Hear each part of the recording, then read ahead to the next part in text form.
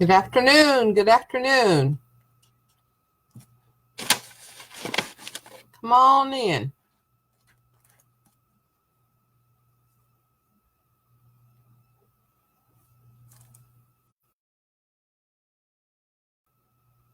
Welcome to Taking Care of Us and Navigating the Healthcare System, Advocacy and Action.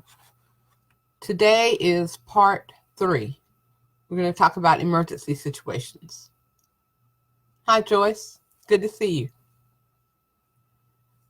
So, I'm Carmen Cawthon, Carmen Wimberly Cawthon, for those of you who've known me for more than 30 years.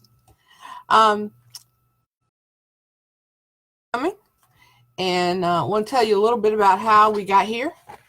I grew up in the South in a Black middle-class family, and because of my parents' commitment to community advocacy, a lot of times I didn't really know where I felt fit in, and so I felt alone. But one of the things that they did teach me was how to take care of family and how to take care of the community. So losing a child to violence, being diagnosed with a rare disease and was on oxygen 24/7 for several years, and taking care of a sick child and a husband. I made the decision to come home for 6 months to take care of myself and ended up not going back to work. During that period of time, I was able to take care of my aging parents. I was able to start a business using skills I had developed, and I'm now able to talk about race, equity, and community every day and engage with people who are changing, have a global reach and are changing the world. And so out of that has come Taking Care of Us. And I'm just sharing some things that I have learned along my journey about how to take care of family, friends, and the community. So today we're going to talk a little bit about, we're just continuing the healthcare journey. We're going to talk about emergency situations today. One of the things that we've talked about over the last week have been things that you need to have on your person all the time, in your wallet or your purse or on your phone. That includes the patient, whoever the patient is, whether it's you or somebody else, their legal name, date of birth, social security number, insurance information, a medication list, a diagnosis list, and a composition book that you keep with you, or a notepad for taking notes. Composition book for somebody who's an illness, so that you keep everything, questions, situations, all in the same place all the time. And on that note, I had a friend call me yesterday and was telling me a little bit about, because she has AFib and she's on a newer medication, her doctors have told her that if she doesn't, for some reason, take her medication for a 2-day period, so if she ends up in an emergency situation in the hospital, they don't know that she's on this medication, she would have to go back into the hospital to start the regimen all over again. So she has created on her phone something, and you've probably seen this. If you don't know what it is, it says ICE, and it's something that that emergency rescue people can get to. That ICE is in case of emergency. So a lot of times people just put their phone number information, or people, whoever are your emergency contacts there. But she has also put in there where she has all of her paperwork. And so she has in there, she calls it Sheila's Meds. And she has a list of all her surgeries, the dates, and the doctors who did them. And she has her medications. But what she has typed in that area is that her medication lists are in her the wallet where she keeps her credit cards, folded up, so that if somebody goes in there, they can look and they know exactly where to go. And never know if you're in a car accident, if you are not conscious, you know. And so that was a really good idea. So I thought I would share that with you, and she did give me permission to tell that. Okay, so today we're going to talk about emergency situations. I have gotten phone calls from school saying that somebody has fallen and hurt their ankle. I have gotten phone calls from friends saying that someone is perspiring really heavily and not making any sense, and I need to EMS to come pick them up. I have gotten phone calls. I remember getting phone calls from my father saying, something's wrong with your mother. I'm not sure what to do. Sometimes I go get people and pick them up and take them wherever they need to go. Or sometimes the ambulance shows up at my door, or we've been in a car accident. People have gotten hurt. We are taken from the car to the emergency room. So we've been in lots of different kinds of situations that aren't exciting. They aren't fun. They do make your blood pump a lot faster, and it can be a panicky kind of time. We've been very fortunate in all of the situations that we've been through. I've been fortunate. God has blessed me to keep a level head most of the time. So I want to talk a little bit about, what it's like to the emergency room. Sometimes, somebody's pulled done something to their ankle or their arm. There are orthopedic places that have urgent cares now. The hospitals also have urgent cares. And sometimes faster, you're not exposed to quite as many different illnesses at the urgent care as you might be if you go to the emergency room. Excuse me. And of course, it also depends on the time of day. Normally, urgent cares close around 8 or 9 o'clock at night. So you want to check your phone, what is available at that time. But sometimes it's a situation where all you have to go to the emergency room. We live in a larger area, metropolitan area, so there's more than one hospital. We have several hospitals and branches of hospitals here. And I kind of have in my head which hospital if it's somebody's heart, which hospital if it's somebody's, if it's lungs. I know which hospitals. And once I was diagnosed with pulmonary hypertension, my main doctor for that is at Big Duke in Durham. So because all of my records are there and they are familiar with dealing with that situation, that kind of health care, my doctor there said for me to always go to Duke, to a Duke hospital, because everybody doesn't know how to handle those situations. So those are things that you might want to find out from your doctor if you have a chronic illness, where the best place is to go. If you only have one hospital in your community, go. So I was at the ER about prepared to wait for a spell. They will normally check you in unless you are the patient. If you are driving yourself to the emergency room, you're going to get checked in. You may get sent out to the lobby to wait for the triage area. And triage, for those of you who have never been to an emergency room, the triage is where the nurse will evaluate you and do your vital signs. And what they see, whether to send you straight back to the ER. And that also depends on whether or not there are spaces available for you, or whether you go back to one of the lobby areas. Sometimes there's only one lobby area. During flu season, and I haven't been to a hospital in the last month, during flu season, a lot of times they will send you back to the main lobby area because they've got people, ambulances are bringing people in who couldn't get there on their own, obviously have other things going on, and so you get prioritized in the system. When you go to the doctor's office, if they have an emergency, it's still not going to be as many emergencies as have to be worked into the emergency rooms. So sometimes when I pull up, if I'm driving someone in, I will look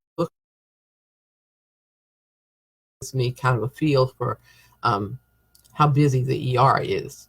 So expect to wait. Kind of when I talk to my children at home, an emergency means somebody's bleeding or near dead. And so yeah, that's kind of a crazy thing, but sometimes that is what an emergency really is.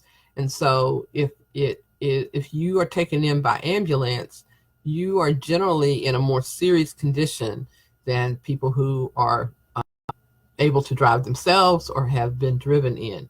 But the triage nurses help to make the determination. When my father was taken into the hospital a month ago, he was taken in by ambulance from our house. He had broken his hip, so he couldn't move. We could not have gotten him in a car and driven him. And the emergency room was flu season. The emergency room was packed. And this was the first time in all the years that I have been taking care of him that he was in the hallway. And the hallway at that particular hospital has gurneys already set up. I mean, that's where they have letters over the gurneys in the hallway. So in larger cities, the emergency room is a growing thing. It's very, and that's for many reasons. So do not be surprised if you go in the emergency room and you see people with IVs hanging that are still in the emergency room, the waiting room. They have not been back into a room. Some emergency rooms are divided. So we have one hospital here in Raleigh that has a children's emergency room. So my oldest child, when she was first born and she had ear infections every several months, room with the adults, and we would have to wait in that particular type of line. After she was about 2, they finished building the children's ER, the pediatric ER, and so we were able to go there where they just saw children, infants through age 18. That was specially built with games and things to keep children entertained. Another one of the hospitals in our area, actually maybe a couple of them, have 2 different areas. So once you go through the triage section, you go to the if you have a minor emergency, major emergency, so they will split you that way. There was a time when that didn't occur, and I would imagine in most smaller communities that may still not be something that is available, but that gives you an opportunity it gives the hospital staff the opportunity to work and get those people who have out quicker than having to be mixed in a line. And it's it's not a real line, but the line of patients that are also in, have major emergencies, heart attacks or broken pieces or, broken body parts or things like that. Also some ERs have on their website a list of what the approximate waiting time is. So if you're driving yourself, you might want to look and see which ER, has a longer waiting period. Okay. So once you see the triage nurse, cases now, they are going ahead and doing lab work because there are basic labs that most hospitals need, basic blood work. They can go ahead and get that and start getting that process, so you don't have to get into a room and then wait to have that done. That's the triage. Then generally at some point and it could be a couple of hours, depending on the situations that are going on around you. You'll get to a room, you'll get called to a room, taken to a room, and you'll see a nurse who will again do vitals, because it will probably have been a little bit since you got your. Probably at that point, you will also see somebody from registration. Sometimes you will see a registration person before you go back to a room, but that is not always the case. And then you will see a doctor. None of this is a fast process. None of this is like going to the doctor's office. You feel the pace of things is much faster, much more anticipatory, much more expectant. Things are going quickly in the emergency room. But on the other hand, it is taking a long time for you because you are in pain and you are waiting. So the nurses are going to take your vitals, your temperature, your pulse, your blood pressure, and check your oxygen with the little oximeter that they put on your finger. Sometimes the nurses will go ahead and, as I said, draw blood before the doctor comes in.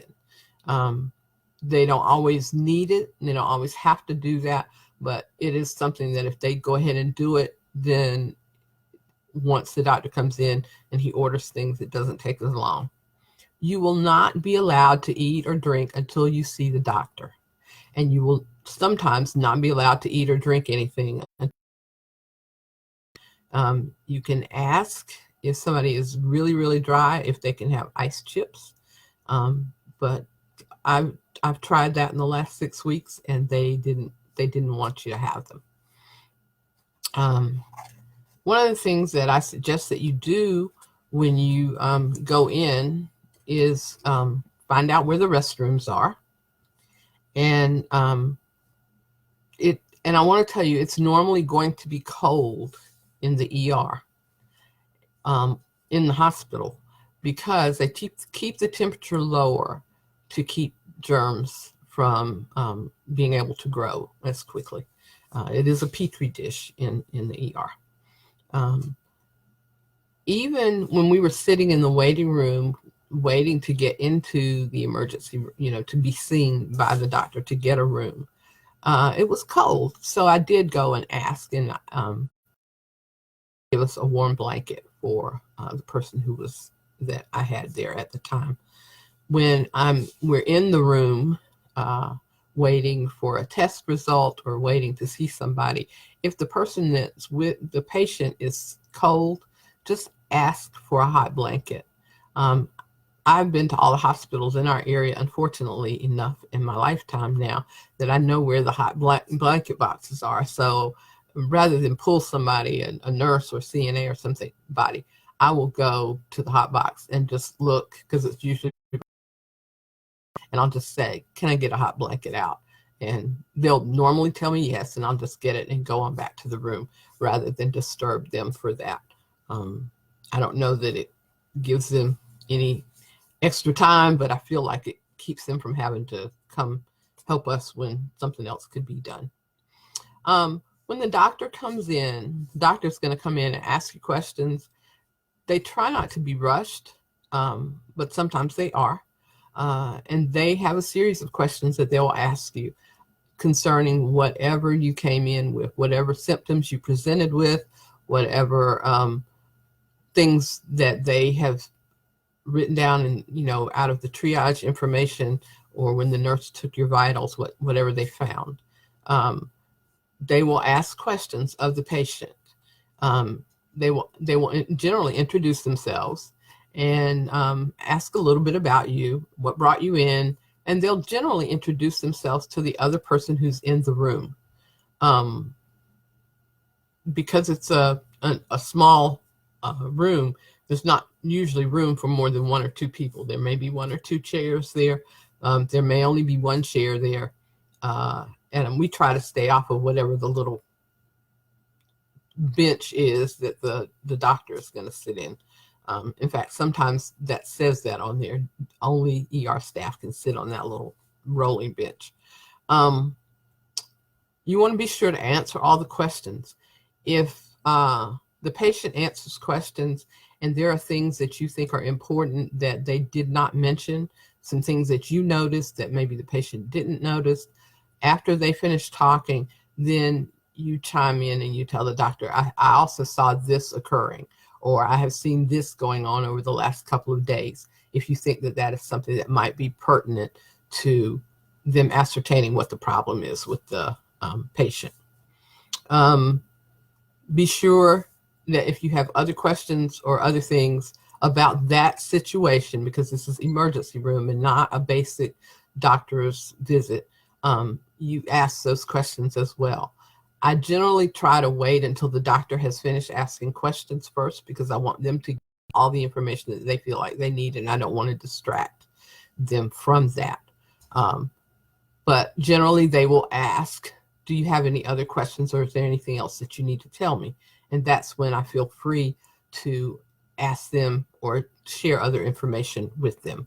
I try to write down whatever things that they're saying to me in the composition book or on my notepad.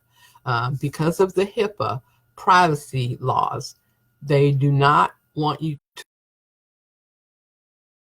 hospital or in a doctor's office, because you don't have the written permission necessarily of the person who's the patient.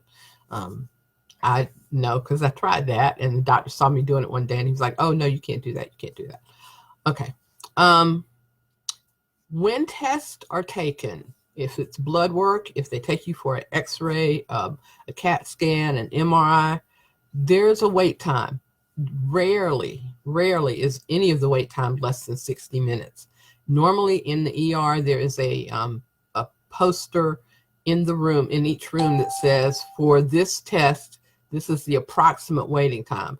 And that does mean approximate. It's normally, pretty accurate, but they say approximate because you never know how many people the lab is having to do things for. Normally take at least 60 to 90 minutes to come back. I shared that it's good to find out where the restrooms are, not just for you, but if the person that you have gone to the ER with needs to go to the restroom, especially if they're on a walker, using a wheelchair, on crutches, anything like that, you want to ring the call bell. You don't want the liability for them falling, and the hospital doesn't want the liability. They would prefer to come and help them get to the bathroom themselves. They may need a urine sample. They may need a stool sample. So there may be something that they will need out of a bathroom visit. And it may be that they don't feel like the person is stable enough to maneuver to the bathroom. So they may need to bring a bedpan. A catheter may have been ordered. They may need to bring a bedside commode. So you want to call before you try to assist someone going to the bathroom or going yourself, just to make sure. Be prepared for a long visit when you go to the emergency room. I try, if I'm leaving, I try to make sure that I take something to keep myself occupied. If the person that I'm taking coherent, are not in a situation where they're going to be asleep necessarily all the time, I try to make sure I have something for them. So I grab a book or a magazine, a puzzle book, and some, when it was the kids, they were going to the children's ER, so they had crayons and coloring books and things for them, and they had access to videos. That's not always the case. So take a little something, a cuddly toy or something if you're taking a child to the ER. Even if they're not the patient, because you want to keep them occupied. I try to grab a little jacket because I know it's going to be chilly, some packages of crackers, that kind of thing. And I make sure I take my phone charger because I don't want my phone to die while I'm at the hospital or at the ER. I think that's all we're going to have time for today. I don't want to stretch this out too long. So we will go from there.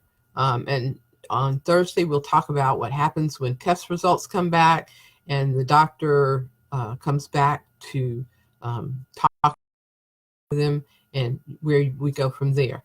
If you have questions that you would like for me to answer on Thursday, please either post them in the chat or go and start a post about questions that you would like for me to cover on Thursday. And I appreciate your willingness to come and sit in, and I hope you learned something today. And if there's any way that we can be of assistance to you, reach out. Thank you so much, and we will see you on Thursday.